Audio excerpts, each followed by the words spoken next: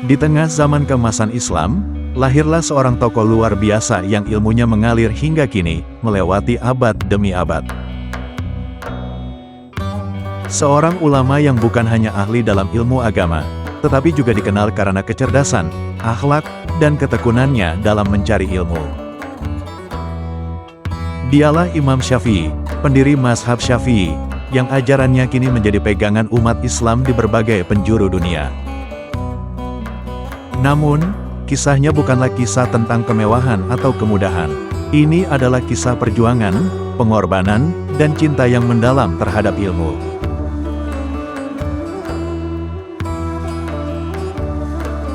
Imam Syafi'i memiliki nama lengkap Muhammad bin Idris Asy-Syafi'i. Ia dilahirkan pada tahun 150 Hijriah, bertepatan dengan tahun 767 Masehi, di kota Gaza, Palestina.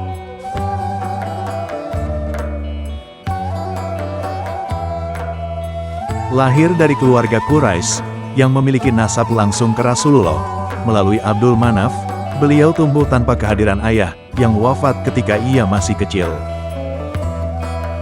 Ibunya kemudian membawanya pindah ke Mekah, sebuah kota suci, pusat keilmuan dan spiritual umat Islam. Di kota inilah, kecintaan Imam Syafi'i terhadap ilmu mulai tumbuh. Dalam usia 7 tahun, ia telah menghafal Al-Quran. Dan sebelum genap usia 10, ia telah hafal kitab Al-Muwatta, karya Imam Malik. Yang lebih menakjubkan, beliau belajar tanpa kemewahan. Bahkan untuk menulis, kadang beliau harus menggunakan kulit bekas, batu, atau tulang karena tidak mampu membeli kertas. Semangat belajarnya tak terbendung. Setelah menimba ilmu di Mekah, beliau melanjutkan perjalanan ke Madinah untuk berguru langsung kepada Imam Malik bin Anas, pendiri mazhab Maliki. Imam Malik mengenali kecerdasannya dan mempercayainya untuk menghafal dan meriwayatkan kitab Al-Muwatta.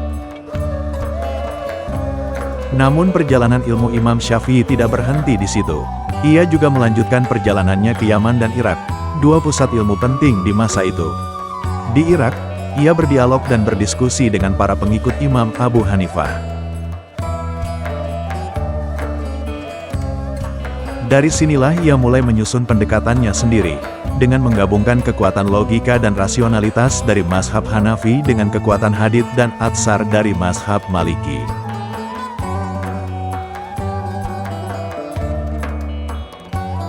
Imam Syafi'i dikenal sangat fasih berbahasa Arab. Beliau pernah tinggal bersama suku Arab pedalaman hanya untuk mempelajari bahasa mereka yang murni. Keahliannya dalam bahasa membantunya dalam memahami teks-teks agama secara mendalam dan akurat.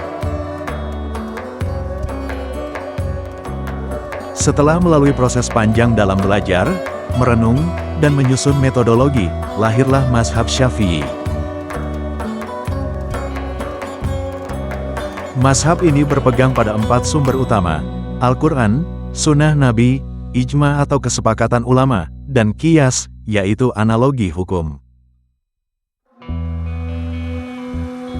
Salah satu karya terbesarnya adalah Ar-Risalah, buku pertama yang membahas secara sistematis tentang ushul fikih atau metodologi hukum Islam. Mazhab ini menjadi jembatan antara dua pendekatan, tekstual dan rasional. Imam Syafi'i menyusun hukum dengan sangat teliti, berusaha memastikan bahwa setiap hukum memiliki landasan yang kuat dari Al-Quran dan Sunnah. Imam Syafi'i bukan hanya dikenal karena ilmunya, tetapi juga karena akhlaknya yang mulia. Ia dikenal rendah hati, tidak suka berdebat untuk menang, melainkan untuk mencari kebenaran. Salah satu kisah terkenal adalah ketika ia berdebat dengan murid Imam Abu Hanifah, Imam Muhammad bin Hasan.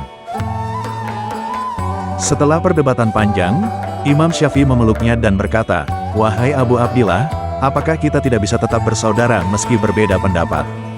Begitulah lembutnya hati Imam Syafi'i.